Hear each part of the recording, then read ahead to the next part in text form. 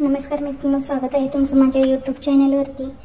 तर आमचा डोशाचा तवा खराब झाला होता म्हणून बाजारातून नवीन डोशाचा तवा आणला होता। आमचा जुना डोशाचा तवा आहे ना, तो खराब झाला होता कारण की आम्ही त्याला ताराच्या घासणीने घासत होतो, त्यामुळे तो खराब झाला होता। तर हा तवा नवीन घेताना त्यांनी स्ट्रिक्टली सांगितलं होतं की ताराच्या घासणीने तवा घासू नका आणि डोसा उलटताना तो लाकडी उलटण्यानं उलटायचा, आपल्या स्टीलच्या उलटण्याने नाही उलटायचा, नाहीतर त्यामुळं आपला तवा खराब होतो। आणि मग इथे मी तव्याचे हँडल लावून घेतला। त्यानंतर तवा मध्यम आचेवरती गरम करून घ्यायचा। तवा मध्यम आचेवरती गरम करून घ्यायचा, जास्त मोठा गॅस ठेवायचा नाही। आणि त्यानंतर थोडंसं तेल टाकायचं आणि पाणी मारून घ्यायचं आणि हे डोश्याचं पीठ टाकायचं। डोश्याचं पीठ शक्यतो करून जास्त पातळ पण करायचं नाही आणि जास्त घट्टसर पण करायचं नाही, ते मीडियम थिकनेसमध्ये ठेवायचं। आणि बघू शकता असा पळीने डोसा घालायचा आणि छान तो सगळीकडे पसरून घ्यायचा। डोसा थोडासा गरम झाल्यानंतर त्याच्यावरती बटर टाकून घ्यायचं आणि बटर सगळीकडे पसरून घ्यायचं। आणि बटर टाकल्यानंतर थोडंसं तेल साईडनं सोडायचं आणि त्याच्यानंतर आपल्या लाकडी उलटण्यानं डोसा पलटून घ्यायचा। पलटताना तो साईडला थोडासा लालसर वगैरे मागच्या साईडला थोडासा लालसर झाला आहे का बघून घ्यायचा। आणि अशा पद्धतीने डोसा गरम गरम चटणीसोबत खायचा।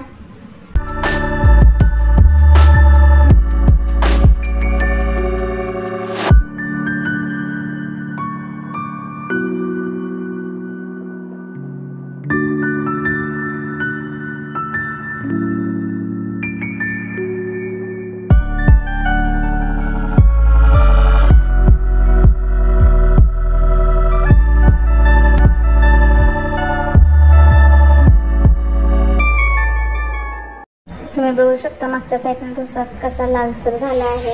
अशा पद्धतीने डोसा लालसर झाल्यानंतर मग तो डोसा काढून घ्यायचा।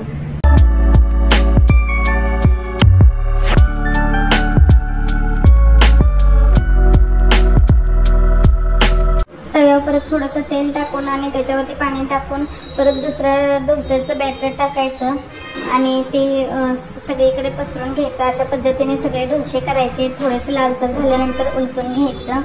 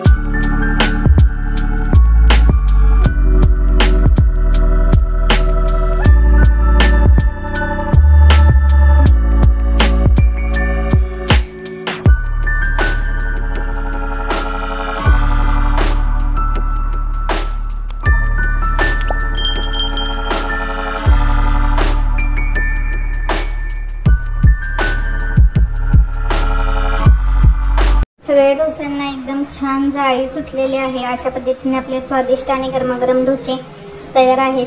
तुम्ही पण एकदा नक्की ट्राय करून बघा। तर मित्रांनो, कसा वाटला व्हिडिओ नक्की सांगा आणि आपल्या चॅनलला जर अजून सबस्क्राईब केला नसाल तर नक्की सबस्क्राईब करा। आपल्या चॅनलवरती तुम्हाला पॅरेंटिंग टिप्स, मुलांना कशा पद्धतीने शिकवायचं याचे आपल्याला व्हिडिओ बघायला मिळणार आहेत। तर नक्की सबस्क्राईब करा आणि धन्यवाद मैत्रिणींनो।